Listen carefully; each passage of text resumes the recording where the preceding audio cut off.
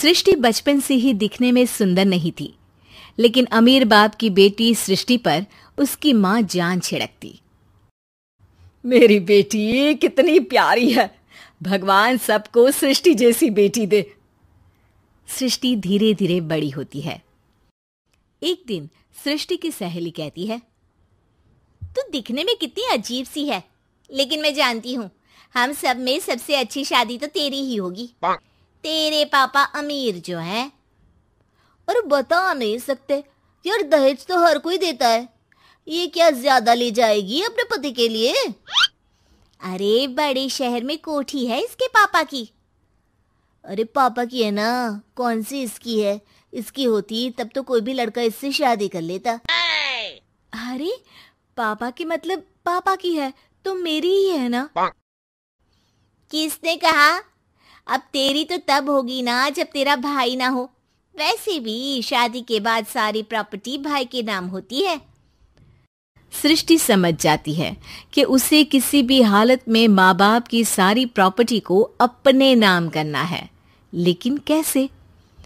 एक दिन सृष्टि का भाई शीनू कहता है, बहन क्या कर रही है? तुझसे एक बात करनी है।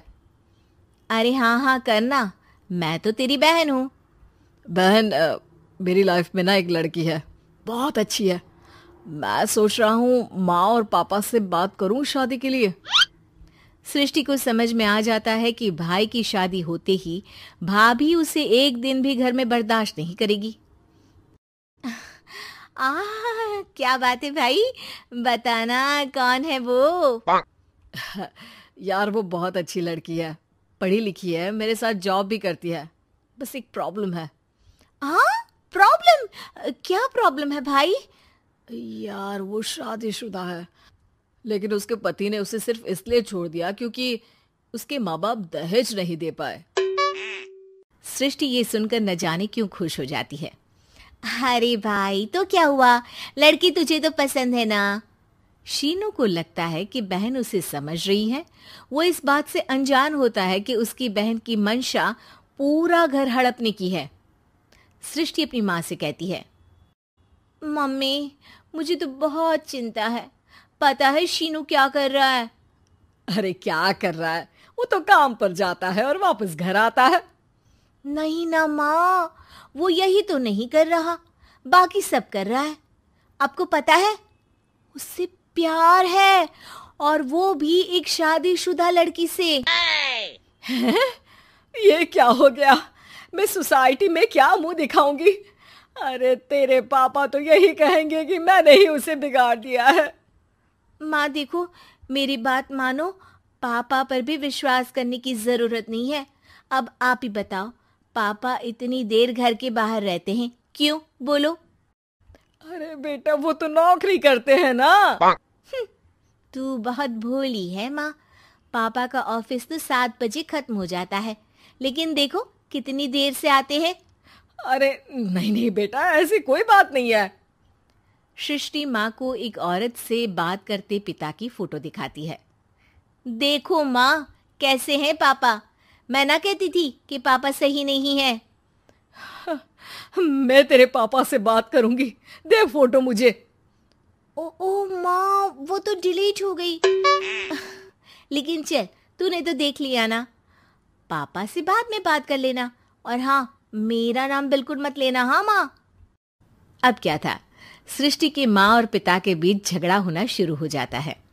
सृष्टि के मन में क्या चल रहा था कोई नहीं जानता था।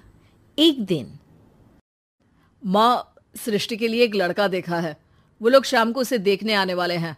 और हाँ माँ, एक खुशखबरी, मैं और पापा मिलकर एक नया बिजनेस ट्राई कर रहे हैं। शाम को लड़का आता है, सांवले रंग का। सृष्टि को तो बिल्कुल भी पसंद नहीं आता।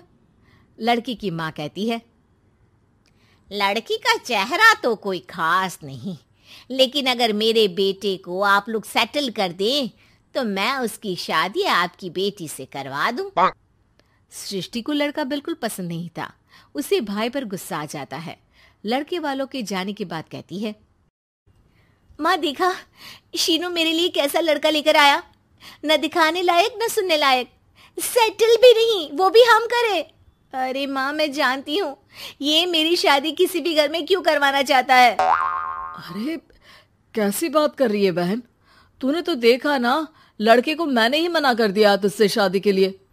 जिसने लड़का बताया था उसने उसकी बहुत तारीफ की थी। बात आई गई हो जाती है, लेकिन सृष्टि का मन शांत नहीं होता। क्या करूं, कुछ समझ में नहीं आ रहा। मेरी शादी हो गई तो ये लोग पूरी प्रॉपर्टी शीनू के नाम कर देंगे, मेरे हाथ तो कुछ लगेगा ही नहीं। तभी सृष्टि को आइडिया आता है। वो किसी वकील को फोन करती है। जी देखिए, अगर आपके मम्मी पापा का तलाक हो जाता है तो आपके पिता की आधी प्रॉपर्टी आपकी माँ के नाम हो जाएगी, फिर उसे वो किसी को भी दे सकती है। सृष्टि अब माँ को बेटे के खिलाफ भरती है।